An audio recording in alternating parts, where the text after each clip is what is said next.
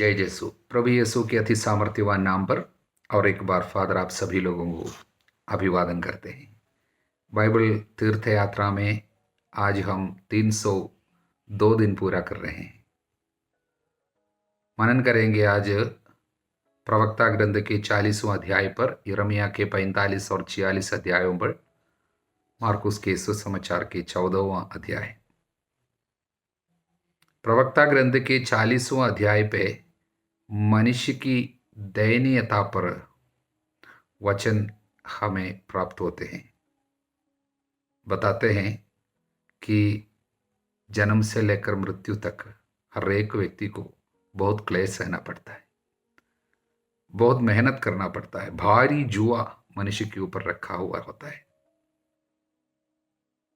प्रवक्ता ग्रंथकार के समय में क्लेश को, मेहनत को कम करने वाले मशीन सब नहीं होते थे।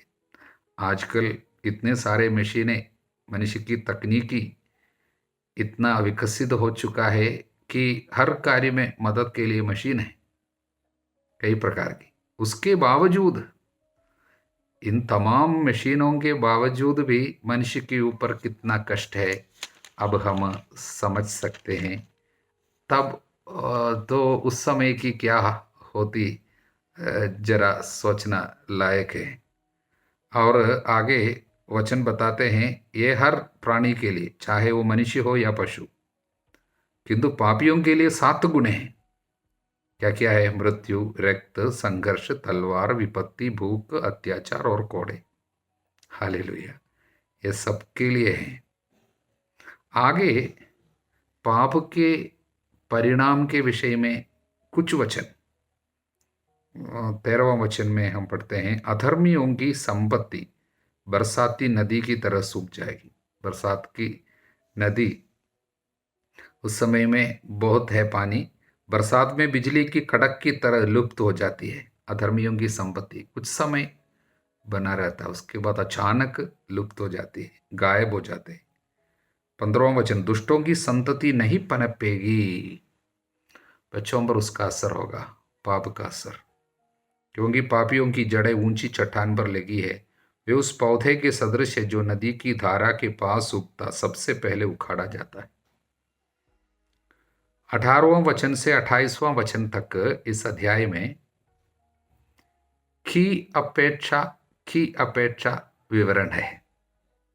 उदाहरण के लिए बताते हैं, संतति और बड़े नाम की अपेक्षा 7वीं पत्नी श्रेष्ठ है, और अंगूरी और संगीत की अपेक्षा प्रज्ञा का प्रेम श्रेष्ठ है। इस तरह कई बातें आगे हम देखते हैं। निष्कपट वाणी इससे श्रेष्ठ है। बांसुरी और सितार की अपेक्षा निष्कपट वाणी श्रेष्ठ है। मित्र और साथी की अपेक्षा समझदार पत्नी श्रेष्ठ है। भाई और सहायक की अपेक्षा भिक्षादान श्रेष्ठ है। चांदी और सोने की अपेक्षा सत्परामर्श और श्रेष्ठ है। समृद्धि और सामर्थ्य की अपेक्षा प्रभु पर श्रद्धा श्रेष्ठ है। हालेलुया। जो प्रभु पर श्रद्धा रखता है उसे किसी बात की कमी नहीं, उसे किसी सहायक की आवश्यकता नहीं है। और एक सुंदर वचन, 28वां वचन, प्रभु पर श्रद्धा हरी भरी वाटिका जैसी और महिमामय छतरी जैसी है। बहुत सुंदर वचन। यही है 40वां अध्याय। हालेलुया। यिर्मयाह नबी के ग्रंथ के 45वां अध्याय एक बहुत ही छोटा सा अध्याय है। इस अध्याय में एक सुंदर संदेश छिपा हुआ है। हालेलुया। कालक्रम के अनुसार देखा जाए तो ये अध्याय को पहले आना था, क्योंकि इसमें जो घटनाएं हुई है, हो रही है, वो पहले घटित हुई है। अगर सही से रखना होता, ऑर्डर में आना होता, तो इसको 36वां अध्याय के 8वें वचन के बाद रखना होता है। कैसे भी हो, उसमें अधिक महत्व नहीं है, संदेश जो है उसका महत्व है। बारूक के संबंध में प्रभु एक वाणी दे रहे हैं, वचन दे रहे। बारूक कौन है? हम देखे हैं, यिर्मयाह के साथी, सहयोगी, सहायक, और यिर्मयाह के मुंह से प्रभु के जो भी वचन निकले हैं उसको लिपिबद्ध करने वाला आदमी, सेक्रेटरी बोल सकता है। हालेलुया। क्योंकि हम 36वां अध्याय में उसको देख चुके हैं।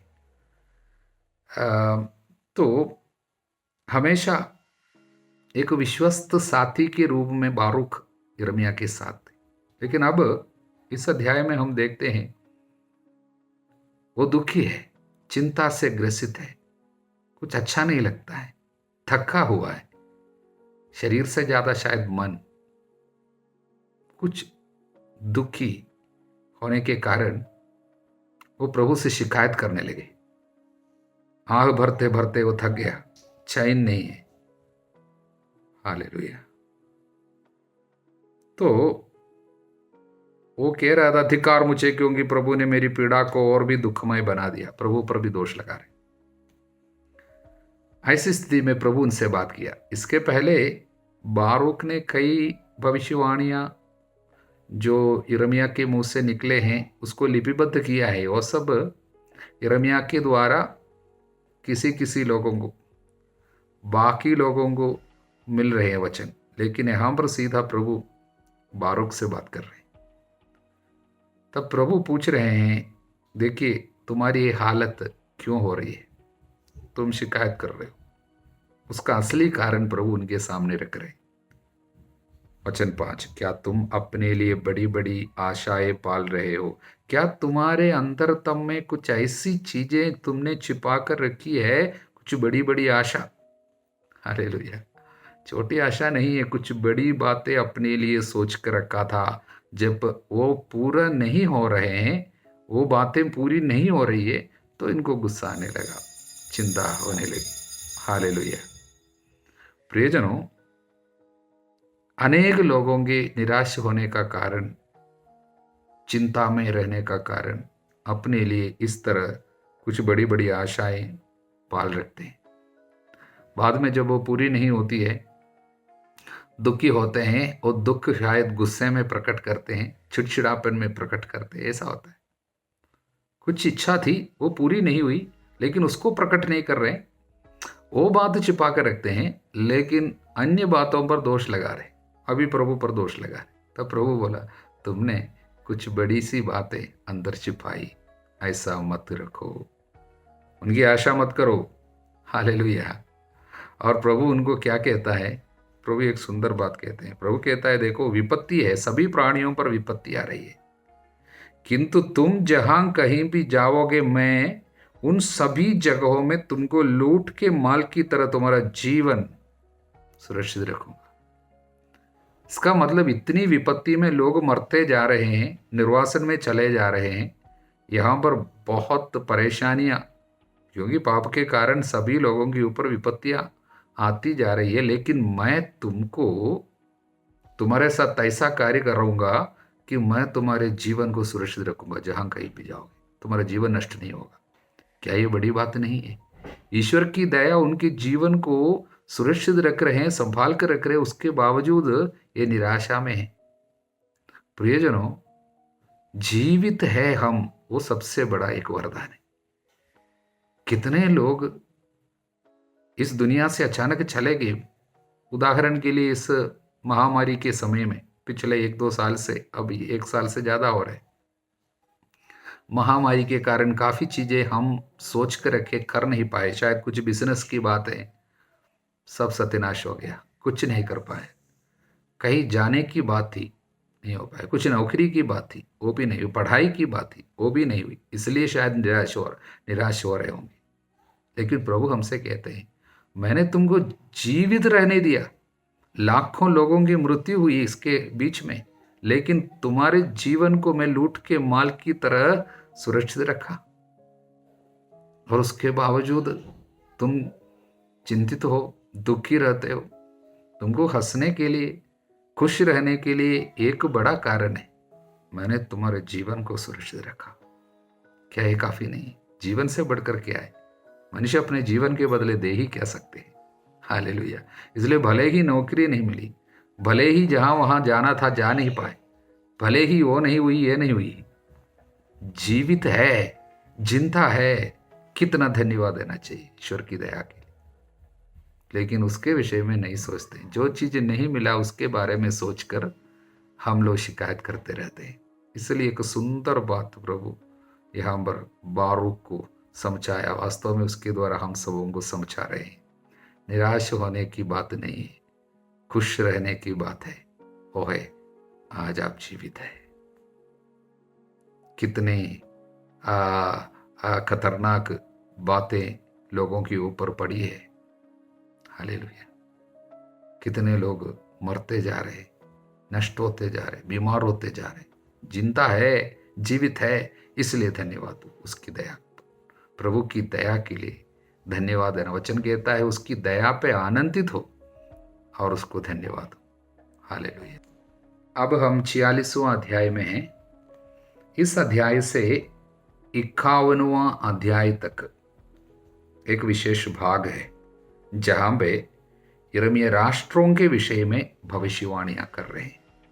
अब तक यहूदा, यरूशलेम, इज़राइल इनके ऊपर सीमित थे भविष्यवाणियां, लेकिन अब राष्ट्रों के विषय में इस अध्याय में मिस्र के बारे में भविष्यवाणी। मिस्र के ऊपर आक्रमण होगी, बाबुल के राजा मिस्र को पराजित करेगा, मिस्र की सेना तितर बितर हो जाएगी।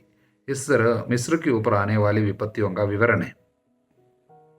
इससे संदेश क्या होते हैं? संदेश यही है, इज़राइल का ईश्वर जो है केवल एक ही जगह का ईश्वर नहीं है। हालेलुया।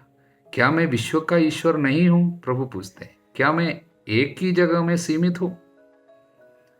प्रभु प्रत्येक एक जाति का या प्रत्येक एक देश का केवल प्रभु नहीं है। हालेलुया।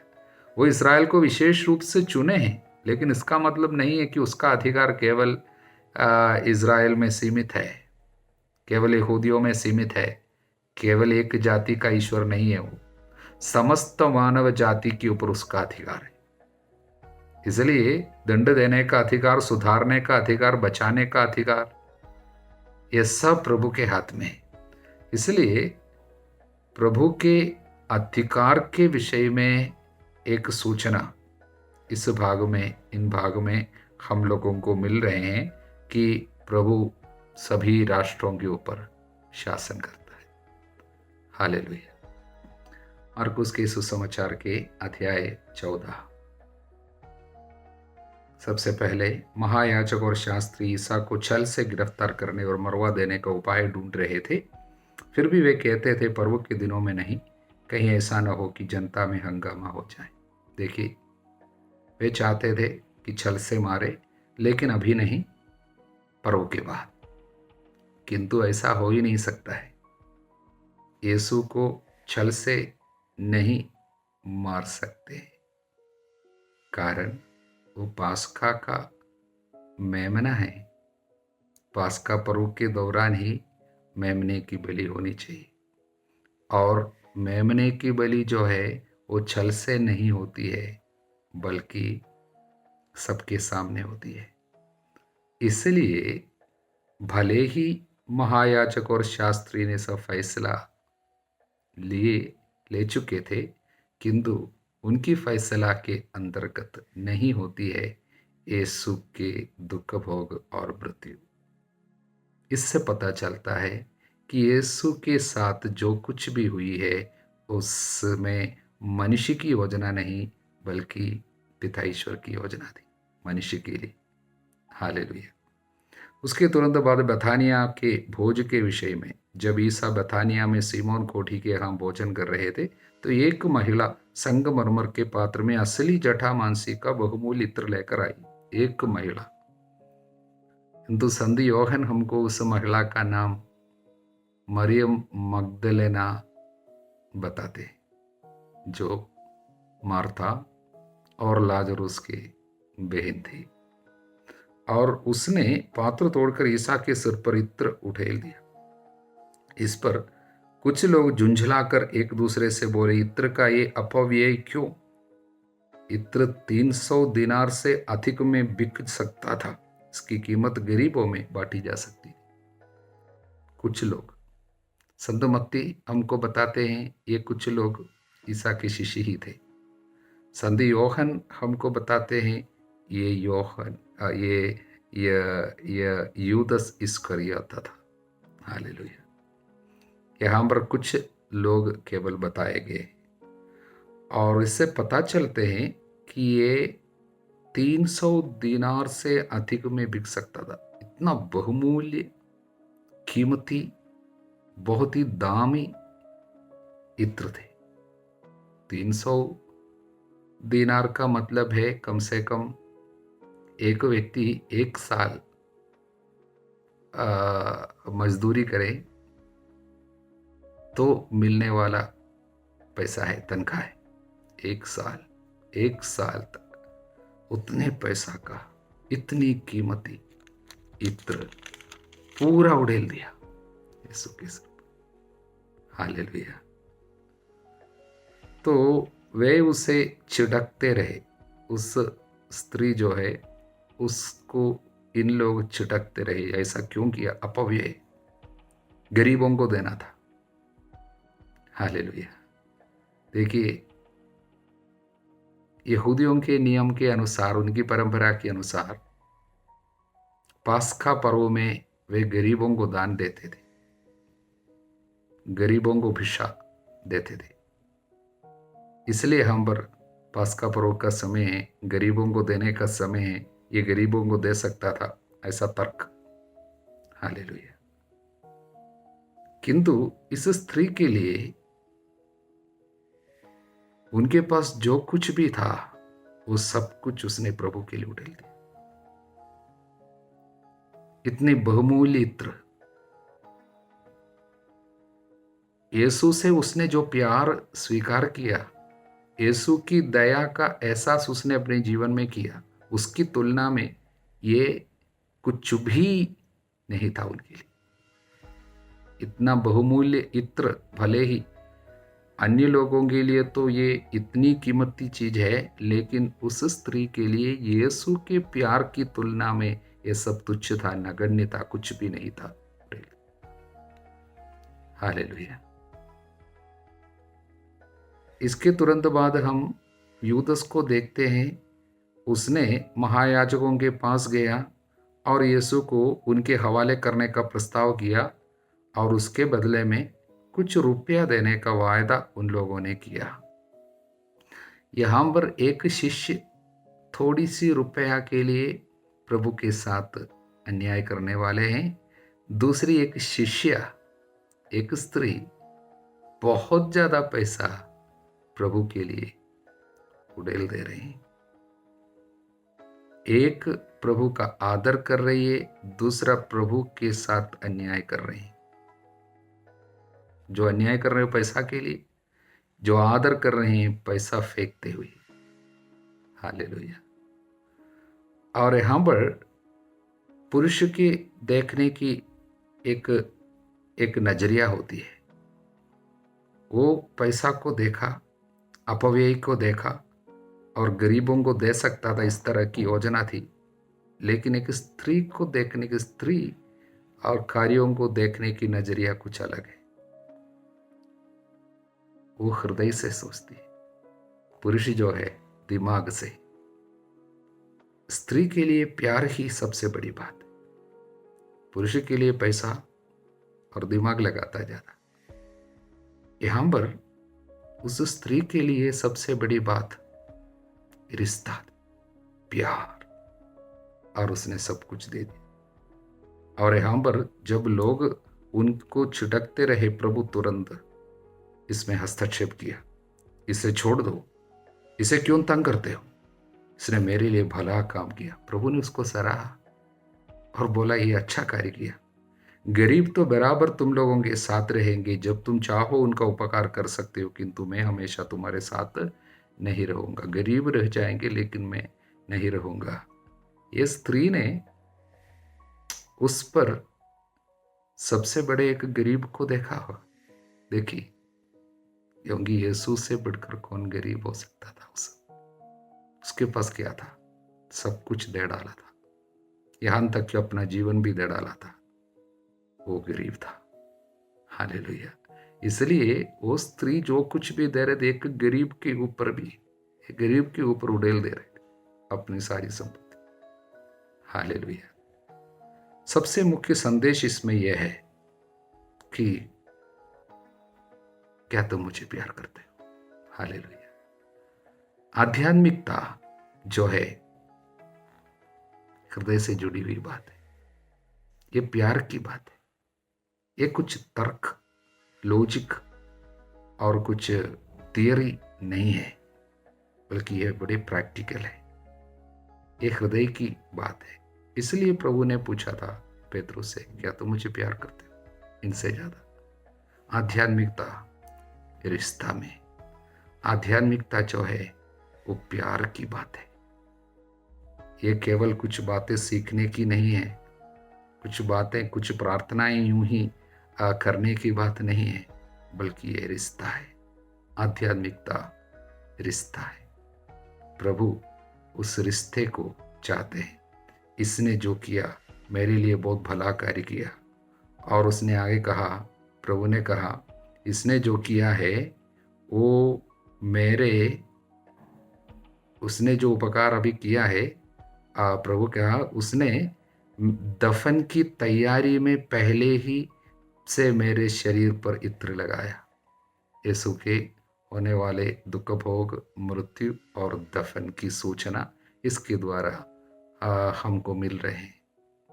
हम प्रभु को धन्यवाद देते हैं और प्रार्थना करेंगे, प्रभु हमारे प्यार बढ़ा दे।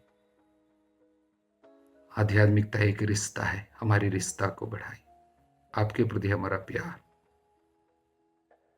कई गुना बढ़ जाने दे। हालेलुया। वचन 24, ईसा ने उनसे कहा, ये मेरा रक्त है, विधान का रक्त, जो बहुतों के लिए बहाया जा रहा है। हालेलुया। ये नया विधान, विधान का रक्त।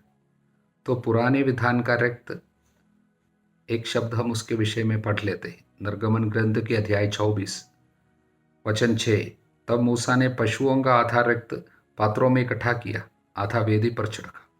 उसने विधान की पुस्तक ली, उसे लोगों को पढ़ सुनाया। प्रभु ने, पिता ने जो कुछ उनको सुनाया था उस पहाड़ी पर, सिनाई पहाड़ के ऊपर, और उसको लेकर आकर लोगों को पढ़ सुनाया। लोगों ने उत्तर दिया, प्रभु ने जो कुछ कहा है हम उसके अनुसार चलेंगे, उसका पालन करेंगे। जो कुछ कहा हम उसका पालन करेंगे। इस पर मूसा ने रक्त ले लिया, उसे लोगों पर छिड़कते हुए कहा, यह उस विधान का रक्त है जिसे प्रभु ने उन सब आदेशों के माध्यम से तुम लोगों के लिए निर्धारित किया है। तो उस विधान को भंग करने के कारण लोगों के ऊपर आई हुई विपत्तियां, वो विपत्तियों का विवरण है पुराने विधान में। सब कुछ, निर्वासन, मृत्यु और खून खराबा, ये सब कुछ हम देखते आ रहे हैं।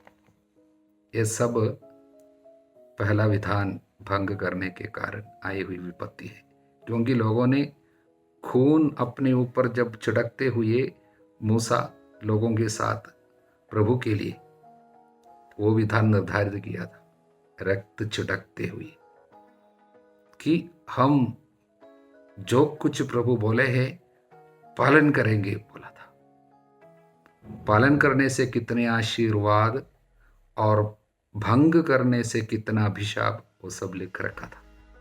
वो सब हम देख रहे हैं। और इसलिए वो पुराने विधान के भंग होने के कारण मानव जाति के ऊपर बराबर आ रही विपत्तियों को पूर्ण रूप से हमसे अलग करने के लिए स्वयं प्रभु अपना रक्त देते हुए नया विधान हमारे, इस नए विधान में प्रभु हमसे एक ही आज्ञा देते हुए कहते हैं, जैसे मैंने प्यार किया वैसे प्यार करना। पुराने विधान में कई आज्ञाएं थी और ये आज्ञाओं का बोझ पर लोग थक जाते थे, कई लोग गिर जाते थे, इतना ज्यादा बोझ। उसको हल्का करते हुए प्रभु उनसे कहते, मेरा बोझ अपने ऊपर ले लो, मेरा जुआ सहज है। हालेलुया। उसको उसने सहज कर दिया, इसको हल्का कर दिया। बस जैसे मैंने किया प्यार वैसे करो प्यार। इसलिए नई आध्यात्मिकता में, नए विधान में प्यार को सबसे बड़ा स्थान है। इसलिए जब प्रभु न्याय करने आएंगे उस समय भी हमसे पूछने वाला प्रश्न केवल यही है, क्या तुमने प्यार किया था? मैं भूखा था, प्यासा था, नंगा था, परदेशी था, कैदी था, तुमने क्या किया? हालेलुया।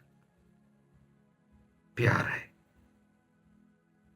इसलिए प्रियजनों, पुराने विधान में क्या है कि आज्ञा भंग और आज्ञा पालन सब कुछ उसी पे था। लेकिन नए विधान में अपने लहू देते हुए प्रभु प्यार का प्रकटन, सर्वोच्च प्रकटन। इसलिए नए विधान में एक ही चीज की जरूरत है, क्या हम प्यार करते या नहीं। इसलिए प्रियजनों, एक ही बात हमें मांगनी है, मेरे प्यार को बढ़ाइए प्रभु, मेरे प्यार को बढ़ाइए, प्यार करने की क्षमता को बढ़ाइए। हालेलुया। गत्सेमनी में प्राण पीड़ा सहते समय प्रभु की एक सुंदर प्रार्थना है, वचन 36। उसने कहा, अब्बा पिता, तेरे लिए सब कुछ संभव है। अब्बा पिता, तेरे लिए सब कुछ संभव है। ये प्याला मुझसे हटा ले, फिर भी मेरी नहीं बल्कि तेरी ही इच्छा पूरी हो। पूर्ण रूप से मनुष्य था। अपने आंखों के सामने मानव जाति के पाप की भयानकता जब यीशु को दिखाई दिया, पसीना उनका खून में बदला था। उस भयानक दर्द में प्रार्थना यही है, अब्बा पिता, तेरे लिए सब कुछ संभव है। यदि हो सके ये प्याला हटा ले, फिर भी मेरी नहीं तेरी इच्छा पूरी हो। बाद में शिष्यों के पास आए, वे सो रहे थे, उनको जगाया। 39वां वचन, उन्होंने फिर जाकर उन्हीं शब्दों को दोहराते हुए प्रार्थना की। मुझे बहुत अच्छा लगता है ये बात, दूसरे शब्द नहीं, इन्हीं प्रार्थना दोहराई। हालेलुया। ये सब शिष्यों को कैसे पता चला? प्रभु जरूर प्रकट किया होगा कभी भी, नहीं तो ये कैसे पता चलता? क्योंकि शिष्य लोग सो रहे थे, कौन सी प्रार्थना कर रहे थे उनको पता ही नहीं। प्रभु जरूर प्रकट किया है, पवित्र आत्मा के द्वारा प्रभु सब कुछ प्रकट करते हैं शिष्यों पर। और अब्बा पिता, तेरे लिए सब कुछ संभव है, ये प्याला मुझसे हटा ले, फिर भी मेरी नहीं बल्कि तेरी इच्छा पूरी। जीवन के दुखों में, परेशानियों की घड़ी में करने के लिए सबसे अच्छी प्रार्थना यही है। आपकी परेशानी शायद बीमारी हो, आर्थिक तंगी हालत हो, घर से जुड़ी हुई, अपने परिजनों से जुड़ी हुई कुछ भी परेशानी हो, कैसी प्रार्थना हमको करनी चाहिए? यही है सबसे अच्छी प्रार्थना, अब्बा पिता, तेरे लिए सब कुछ संभव है। यदि हो सके ये प्याला हटा ले, फिर भी मेरी नहीं तेरी इच्छा पूरी हो। हालेलुया। उसके बाद हम यीशु की गिरफ्तारी और किस तरह पेतरुस का अस्वीकरण सब हुई है उसको हम लोग देख रहे हैं। इसमें एक वचन में सबसे पहले आपको दूंगा, वचन 53। वे इसहाक को प्रधान याजक के यहाँ ले गए। सभी महायाजक, नेता, शास्त्री इकट्ठे हो गए। पेतरुस कुछ दूरी पर ईसा के पीछे पीछे चला। कुछ दूरी पर, सबसे पहले ऐसा होता है, थोड़ी सी दूरी बढ़ जाती है प्यार में, थोड़ी सी दूरी। प्रार्थना पहले जैसा नहीं है, थोड़ी सी दूरी फिर भी है, आंखें उस पर है, लेकिन थोड़ी सी दूरी। हालेलुया। मिसा में सब जाते हैं लेकिन पहले जैसा नहीं, थोड़ी सी दूरी। पाप स्वीकार सब करते हैं, विश्वास भी है, लेकिन पहले जैसे नहीं, थोड़ी सी दूरी। ये शुरुआत है। पूर्ण रूप से प्रभु को त्यागने के पहले ये दूरी आ जाती है। हालेलुया। ये दूरी जो थोड़ी सी दूरी थी, उसके बाद क्या हुआ? पेतरुस जाके एक जगह में रुक गया। उसके बाद क्या हुआ? बैठ गया। पेतरुस उस समय नीचे प्रांगण में था। उसके बाद वो आग तापने वालों के साथ बैठ गया। पहले दूरी, उसके बाद खड़ा हो गया, फिर बैठा, फिर त्याग दिया। लेकिन सबसे सुंदर बात, जब प्रभु की निगरानी उस पर पड़ी और प्रभु का वचन उसको याद आया, तो फूट फूट कर रोई, फूट फूट कर रोई। प्यार, आध्यात्मिकता प्यार का विषय है। प्रभु ईसा मसीह की कृपा, ईश्वर का प्रेम, पवित्र आत्मा का साहचर्य आप सभी लोगों के साथ बनी रहे, अब सदा सर्वदा अनंत काल तक।